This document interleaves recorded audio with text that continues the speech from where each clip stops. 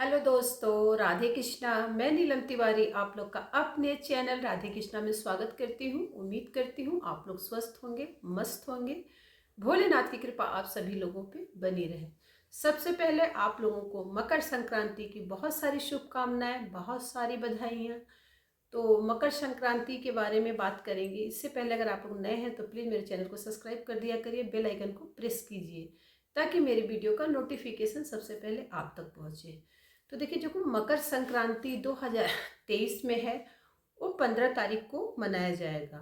और 15 तारीख को ही खिचड़ी का त्यौहार जो है हर जगह मनाया जाएगा, क्योंकि जो सूर्य भगवान उत्तरायण होंगे वो 14 तारीख को मध्य रात्रि में होंगे।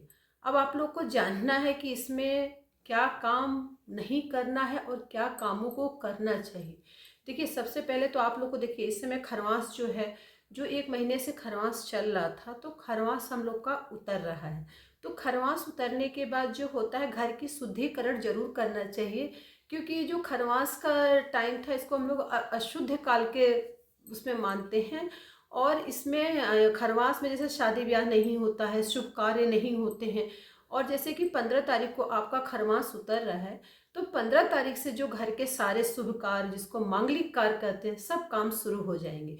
उससे पहले क्या हो करना है कि आप लोग को इस दिन उठना है, 14 तारीख को जिस दिन मकर संक्रांति है। आप लोग को ब्रह्म मुहूर्त में उठ के अपने घर की अच्छी से सफाई करना है। सफाई करने के बाद एक बात का ध्यान रखिएगा कि गंगा जल आपको हर जगह छिड़कना है। सिर्फ वॉशरूम को छोड़ के आपको अपने घर के एक एक कोने में गंगा जल छिड़कना है। इससे आपके घर की जो शुद्धिकरण है वो अच्छे से हो जाएगी। उसके बाद आपको स्नान कर लेना है। स्नान करने के बाद आपको अपने मंदिर में, जो मंदिर है उसकी सफाई करनी है। जितनी भी मूर्तियां हैं आपके घर में, जितनी भी मान लीजिए जो जितनी आप मंदिर में मूर्तियां रखती हैं, जिस जिस देवी देवता की आप पूजा आराधना करती हैं, तो उनको पहले उनका भी शुद्धिकरण इस दिन जरूर करना चाहिए, मकर संक्रांति के दिन। क्योंकि खरवास 1 महीने का जो खरवास मास चल रहा था, उस हिसाब से मंदिर भी आपका अशुद्ध चल रहा था। तो उसमें क्या करना, उसमें भी आपको गंगा जल छिड़कना है। सारी मूर्तियों को एक साफ सुथरे कपड़े से साफ करना है। मंदिर को एकदम साफ करके तब आप पूजा अर्चना करने बैठेंगी।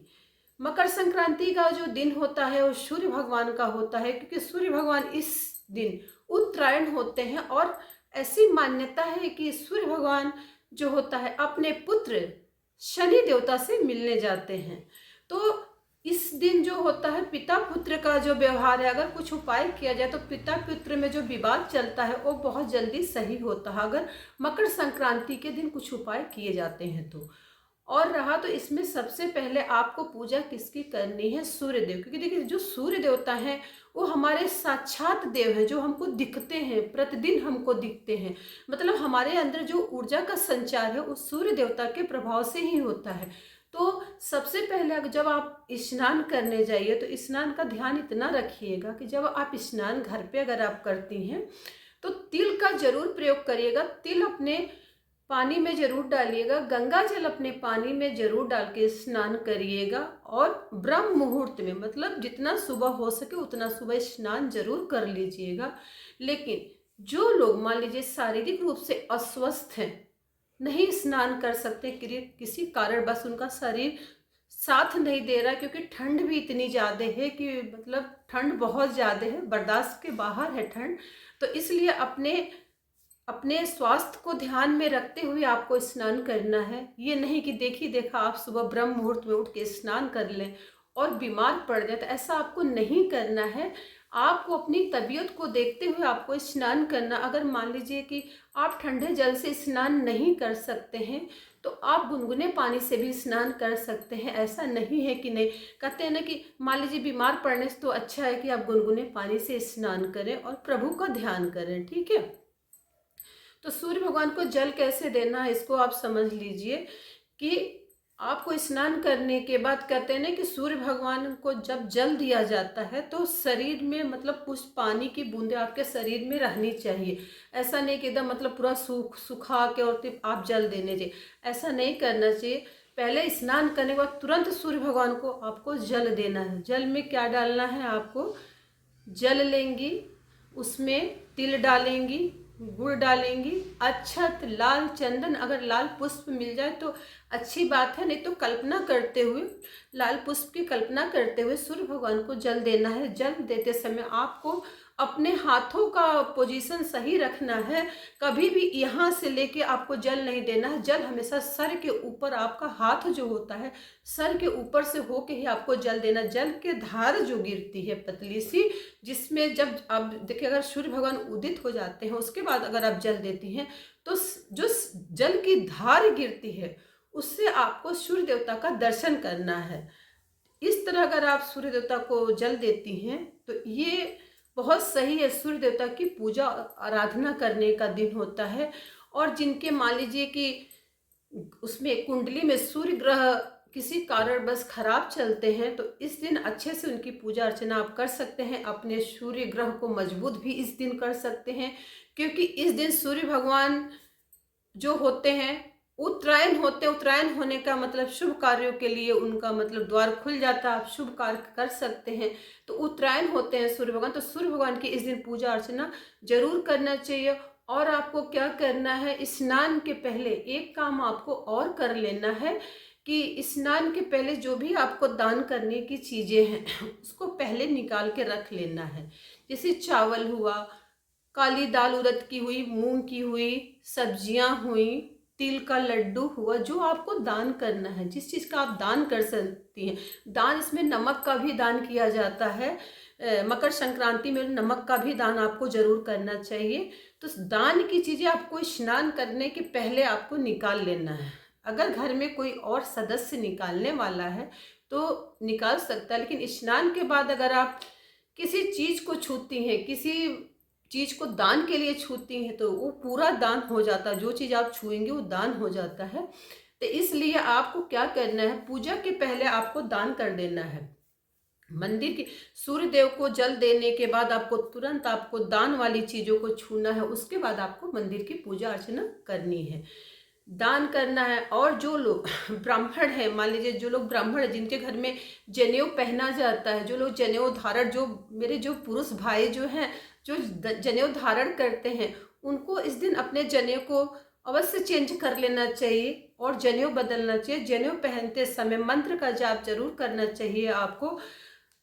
जैसे आपको स्नान करके आप निकले वैसे ही आपको पहले जनेऊ पहनना, उसके बाद आपको अपना वस्त्र धारण करना है। अब जनेऊ में हल्का सा आपको हल्दी जरूर लगा देना चाहिए। सफेद जनेऊ कभी भी पुरुष भाइयों को धारण नहीं करना चाहिए, थोड़ी सी हल्दी लगा के ही आप अपने जनेऊ को धारण करना चाहिए। और इस दिन लोग जनेऊ भी छूते हैं। अगर आप दान करते हैं, पुरुष भाई अगर आप दान करते हैं तो इसमें एक जनेऊ आप जरूर दान कर दीजिए।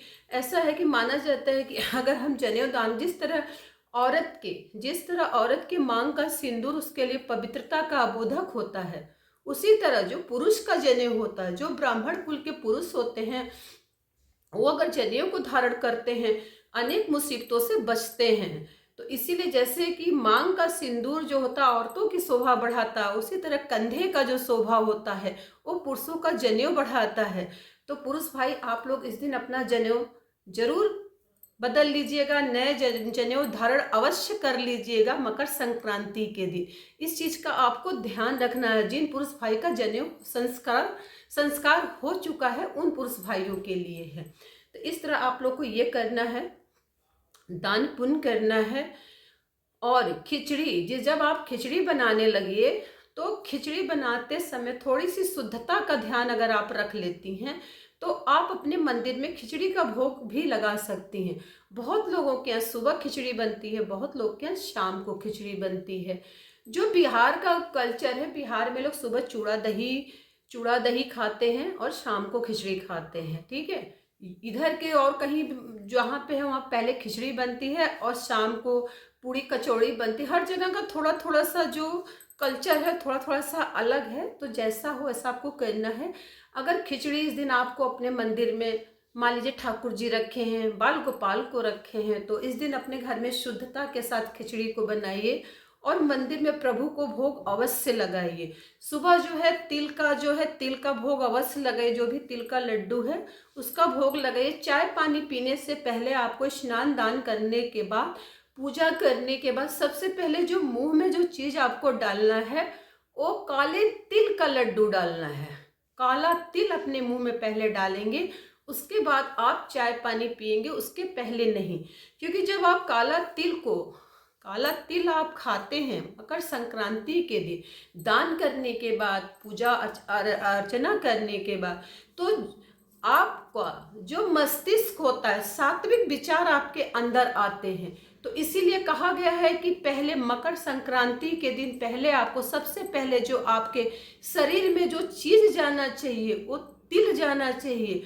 तिल में भी काला तिल जाना चाहिए। इस चीज का आपको ध्यान रखना है।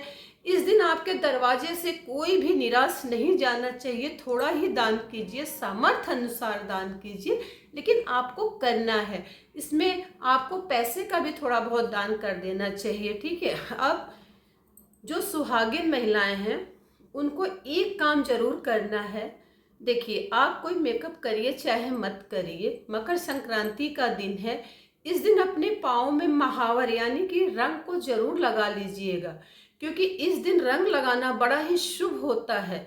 भले और मेकअप आप कम करें, लेकिन महावर जरूर लगाइएगा, यानी कि जिसको आलता और रंग बोलते हैं। सुहागिन महिलाओं को इस दिन अपने पाँव की एड़ी जरूर भरना चाहिए। इस चीज का आपको ध्यान रखना है। और क्या नहीं करना है इसको महिलाएं जान लें जो है। देखिए, अगर आप पीरियड में हैं, मान लीजिए आपका पीरियड चल रहा है, तो किसी गंगा स्नान करने चाहे नदी सरोवर में स्नान करने आप मत जाइए। उसका फल आपको बिल्कुल नहीं मिलेगा। आप तो अशुद्ध है ही हैं, साथ में जितने और लोग स्नान कर रहे हैं उनको भी आप अशुद्ध कर देंगी, तो उनका भी पाप आपको ही मिल जाएगा। तो अगर आपका पीरियड का टाइम चल रहा है, पीरियड में है, तो आप अपने घर में ही स्नान करिए। आपको मतलब नदी तालाब या गंगा स्नान करने की ज़रूरत नहीं है। इस चीज़ का आपको ध्यान रखना है। एक बात का इसी चीज़ का आपको ध्यान रखना है कि जब आपका माहवारी का टाइम हो, माहवारी में हो, तो आपको गंगा स्नान नहीं करना है। आप दान कर सकती हैं, मानसिक पूजा कर सकती हैं, मानसिक जाप कर सकती हैं, बस मूर्ति को स्पर्श नहीं करना है, गंगा स्नान नहीं करना। इन सब चीज़ों का आपको ध्यान रखना है। तो हमने आपको जितनी मेरे पास जानकारी थी मैंने आप लोगों को समझा दिया, और उम्मीद करती हूँ कि आप लोग को बातें मेरी समझ में आ गई होंगी। अगर मेरी वीडियो अच्छी लगे तो मेरी वीडियो को शेयर और लाइक किया करिए। नए हैं तो सब्सक्राइब कर दीजिए। धन्यवाद जी।